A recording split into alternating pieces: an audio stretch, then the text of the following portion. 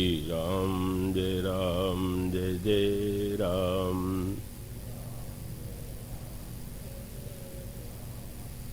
श्री राम जय जय राम। श्री राम जय जय राम। श्री राम जय जय राम। बोलिए सियावर रामचंद्र महाराज की। ओम मंगलमूर्तये नमः। गणाधिपतये नमः। वर्णानामर्थसंज्ञानां रसानां छन्दसामपि मंगलानां च कर्तारो वन्दे वाणी विनायकौ। शान्तं शाश्वतमप्रमेयमनघं निर्वाणशान्तिप्रदं ब्रह्माशम्भफणीन्द्रसेव्यमनिशं वेदान्तवेद्यं विभुं। रामाख्यं जगदीश्वरं सुरगुरुं मायामनुष्यं हरिं वन्देऽहं करुणाकरं रघुवरं भूपालचूडामणिं। रक्ताम्भोजदलाभिरामनयनं पीताम्बरालङ्कृतं श्यामङ्गं द्विभुजं प्रसन्नवदनं श्रीसीतया शोभितं।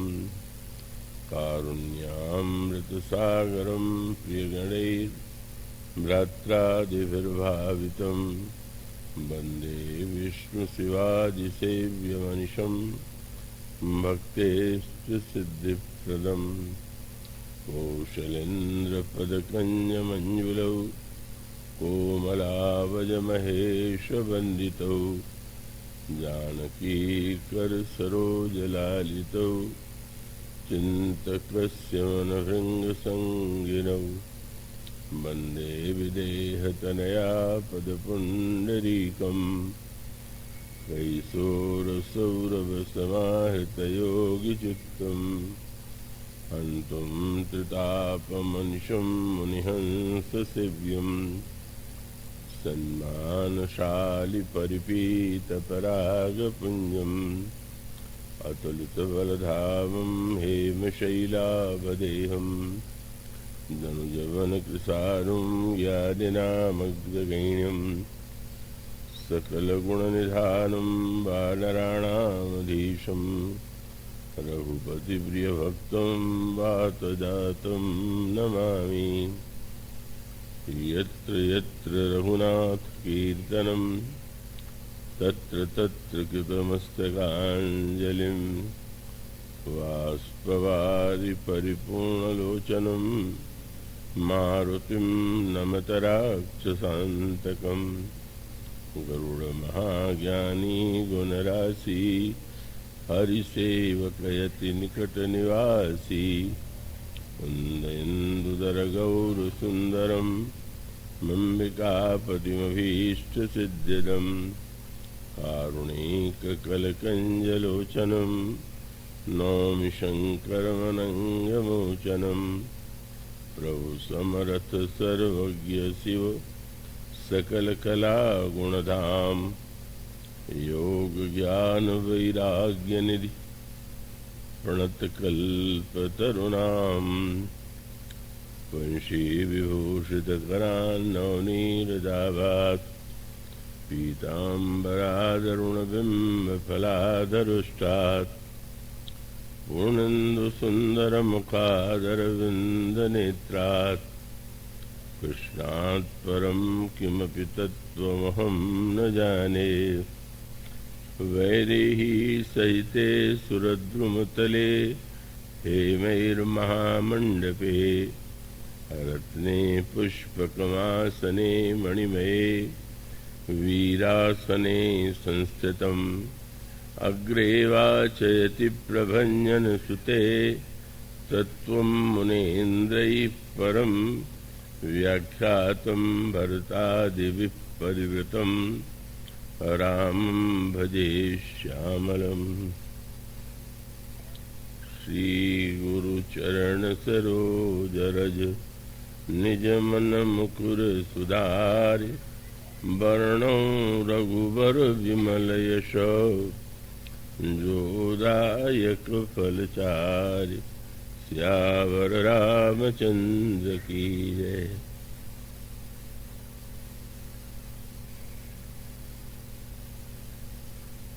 दैहिक दैविक भौतिक तापा राम राज नहीं काहि व्यापा।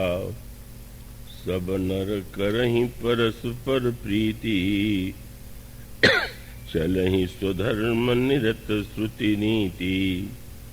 चारु चरण धर्म जग माही पूरी रहा सपन्यु अगनाही।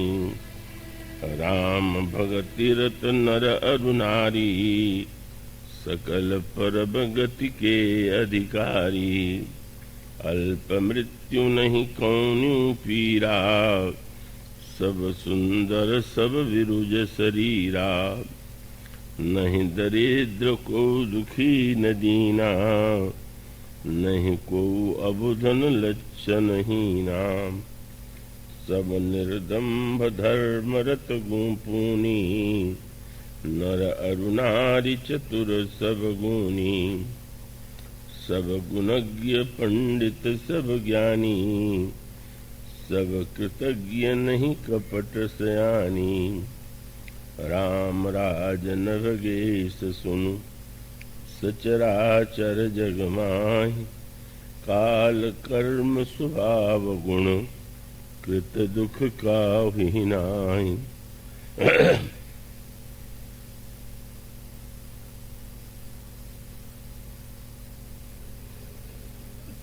भगवत कथा अनुरागी श्रद्धालु जिज्ञासु श्रोतावृंद, भक्तिमती भावनामयी माताएं, उन सब के प्रति मेरा सत सत प्रणाम। आइए इस बार कथा प्रसंग के लिए जो केंद्र चुना गया यहाँ के भक्तों के द्वारा वह है राम राज्य। अभी इस यात्रा में मैं जिस दिन पहुंचने वाला था उस दिन न पहुंच करके दूसरे दिन पहुंचा। इतना अधिक विलंब हो गया यात्रा में, गाड़ी इतना घूम करके आई। तो किसी ने कहा कि ये विघ्न क्यों पड़ा। तो मैंने कहा उस राम राज्य की स्थापना के लिए तो 14 वर्ष लग गए थे। अगर यहाँ 14 घंटे देर हो रही है कथा के लिए तो कोई आश्चर्य नहीं है। और इसका अर्थ ये है राम राज्य शब्द बहुत प्रचलित है, इन दिनों में भी प्रचलित है। पुराणों में भी राम राज्य की महिमा, राम राज्य के स्वरूप का वर्णन किया गया है। पर मुझे ऐसा लगता है कि इस शब्द का प्रयोग अधिक न किया जाए तो शायद अच्छा हो। इसका तात्पर्य है कि राम राज्य का स्वरूप इतना उदात्त है, इतना ऊंचा है कि इस शब्द का प्रयोग जिस अर्थों में आज किया जाता है वो उससे सर्वथा भिन्न है। महात्मा गांधी ने भी, उन्होंने इस युग के संदर्भ में राम राज्य की स्थापना का संकल्प समाज के सामने प्रस्तुत किया था और इस शब्द का प्रयोग बहुत व्यापक रूप में किया जाता है। पर जैसा कि कल मैंने कहा था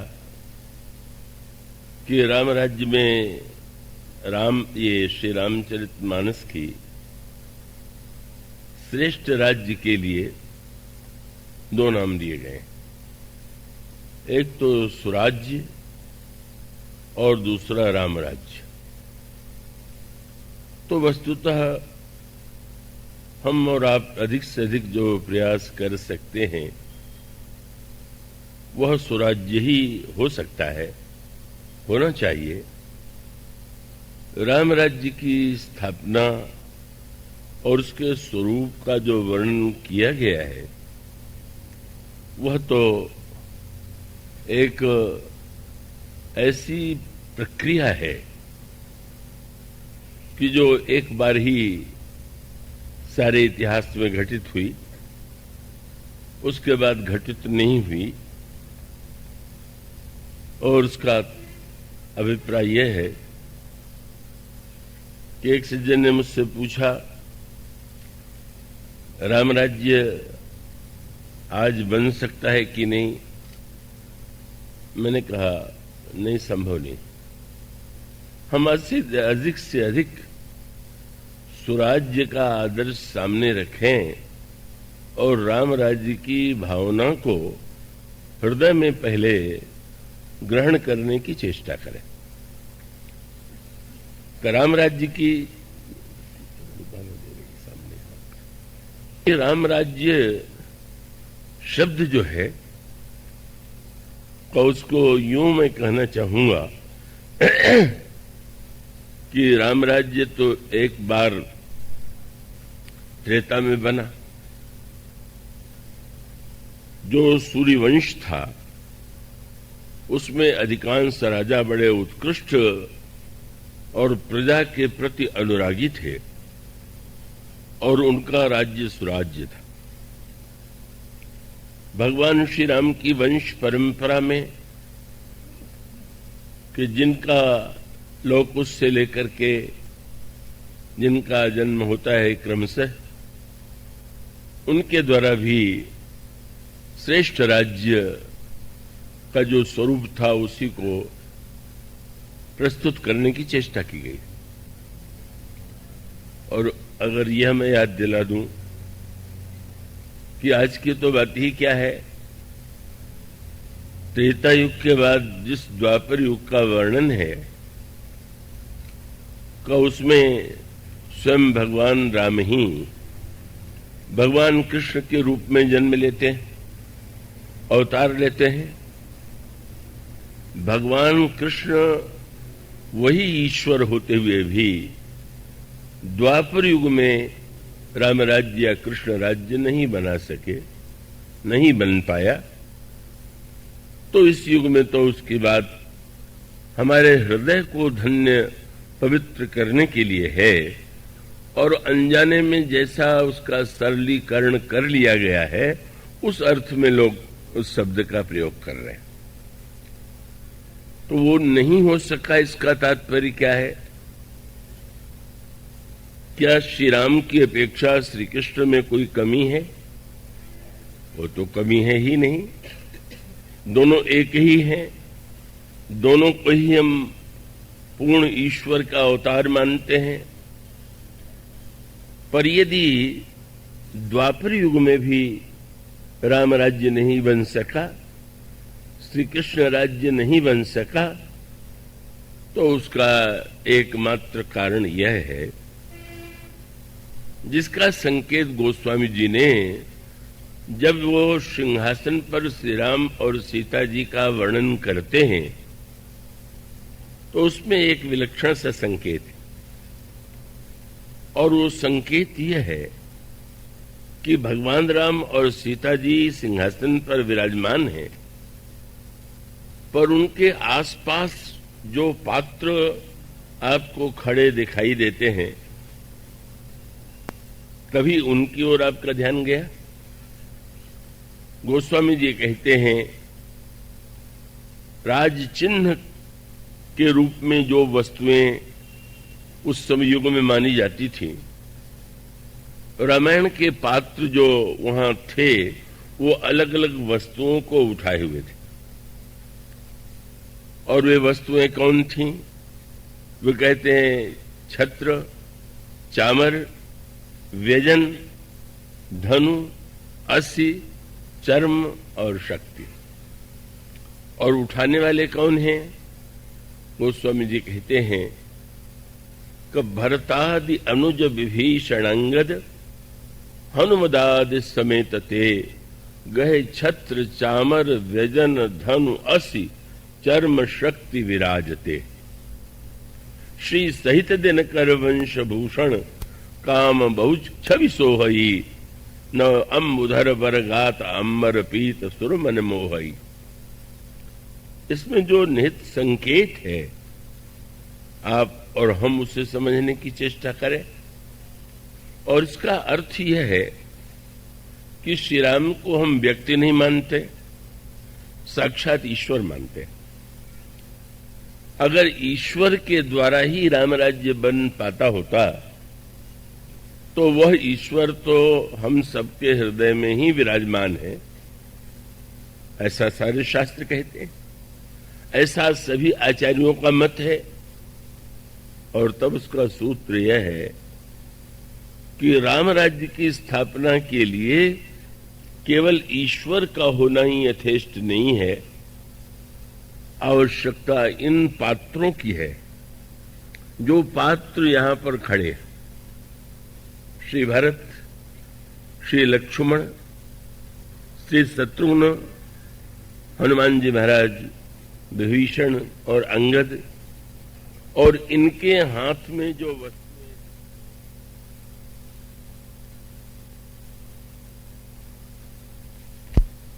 अगर हम उसे समझ लें तो हम यह समझ सकते हैं कि वस्तुतः राम राज्य की स्थापना कितनी जटिल, कितनी असंभव प्राय। और वह यह है कि श्री राम तो प्रत्येक युग में है। पहले भी उन्होंने अवतार लिया, त्रेता में और द्वापर में भी अवतार लिया, पर अवतार लेने के बाद भी राम राज्य की स्थापना के लिए न तो भरत थे, न लक्ष्मण, न हनुमान, न शत्रुघ्न का ये पात्र जब तक श्री राम के साथ नहीं जुड़े हुए होंगे तब तक राम राज्य साकार नहीं होगा। और जिन पात्रों का नाम लिया गया वो सब के सब तो जाने दीजिए, कहां ढूंढें कि वो पात्र कहां है। कौन है वह पात्र कि जिसके आधार पर राम राज्य साकार हो सकता है। और उसका अनेक संकेत सूत्र है। मैं संक्षेप में और सरल से सरल रूप में आपके सामने रखने की चेष्टा की जाएगी। आप कृपा करके उसको पूरी एकाग्रता से सुनेंगे। सूत्र यह है, और यही आपको अयोध्या कांड में मिलता है। जब आप यह पढ़ते हैं कि महाराज श्री दशरथ ने यह संकल्प लिया कि कल अयोध्या के राज सिंहासन पर मैं युवराज के रूप में राम को अभिषिक्त करूंगा, और उसका अभिप्राय है कि उनके हृदय में राम राज्य की स्थापना का संकल्प उदित हुआ, जागृत हुआ।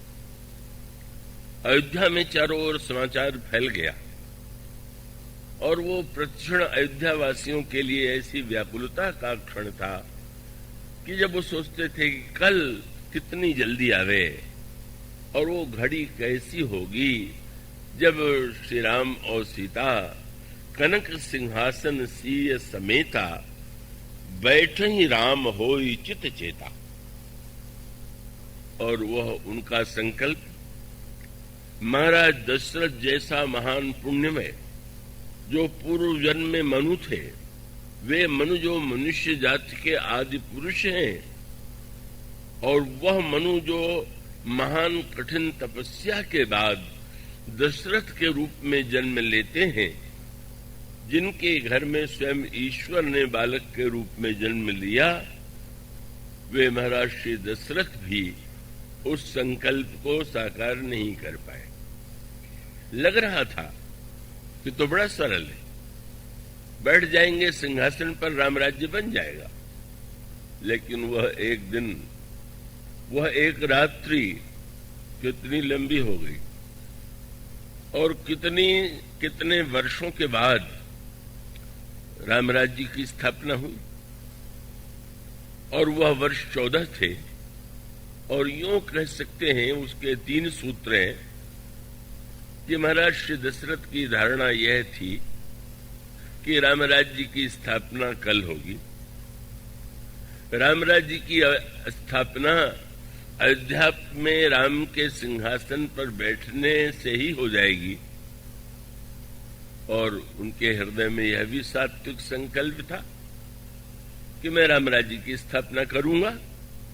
लेकिन वो तीनों नहीं हो पाया।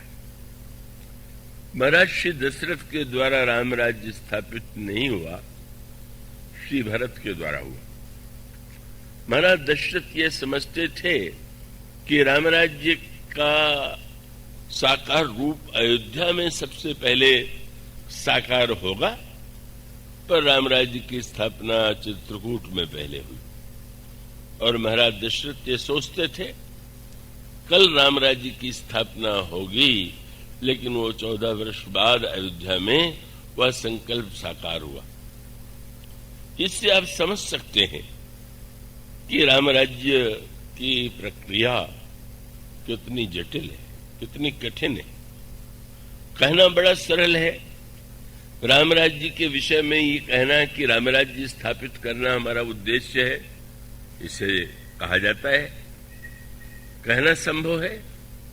लेकिन क्यों राम राज्य नहीं बनता और सचमुच राम राज्य के स्थान पर एक जो दूसरा शब्द रामायण में है, स्वराज्य, जिसमें चित्रकूट में श्री भरत जाते हैं तो उनको ऐसा लगा कि जैसे एक ऐसे राज्य से निकल करके वो एक ऐसे राज्य में आ गए हैं कि जिसके लिए रामायण में चित्रकूट के प्रसंग में चौपाई आपको पढ़ने को मिलेगी, राम राज का, जिसमें भी भरत चित्रकूट में जाते हैं तो देखते हैं राम बास वन संपत्ति व्राजा, सुखी प्रजा जन पाई सुराजा। श्री भरत को ऐसा लगा कि यहां पर सुराज्य बन गया। सुराज्य और राम राज्य में जो मूलतः एक अंतर है, और वो थोड़ा मैं समझता हूं कि आपके अपने बौद्धिक क्षमता और भावनाओं पर मुझे विश्वास है, इसलिए आप थोड़ा जटिल हो तो भी आप उसे एकाग्रता से समझेंगे।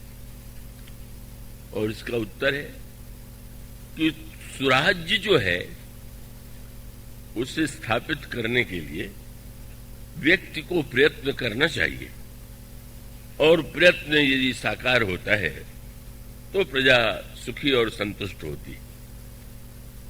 पर राम राज्य की स्थापना के लिए कोई प्रयत्न करने की आवश्यकता नहीं। बड़ी उल्टी सी बात मैं कह रहा हूं, पर उसका अर्थ है कि राम राज्य तो वस्तुतः है, राम राज्य बनाना थोड़ी है। पर राम के सिंहासन पर हम बैठ गए हैं, इसलिए राम राज्य नहीं। वो राम राज्य, अन्य सुराज्य तो बनाना पड़ेगा, पर राम राज्य माने ईश्वर का राज्य। तो ईश्वर अगर पहले भी था, अभी और भविष्य में, इसलिए श्री भरत ने ये नहीं माना कि राम राज्य बनाना। श्री राम राज्य, श्री भरत जैसा जो चिंतक है उसके माध्यम से उसका रूप प्रकट होता है, स्थापित नहीं होता। व्यवहार में तो हम कहेंगे स्थापित हुआ, पर उसका तात्पर्य क्या?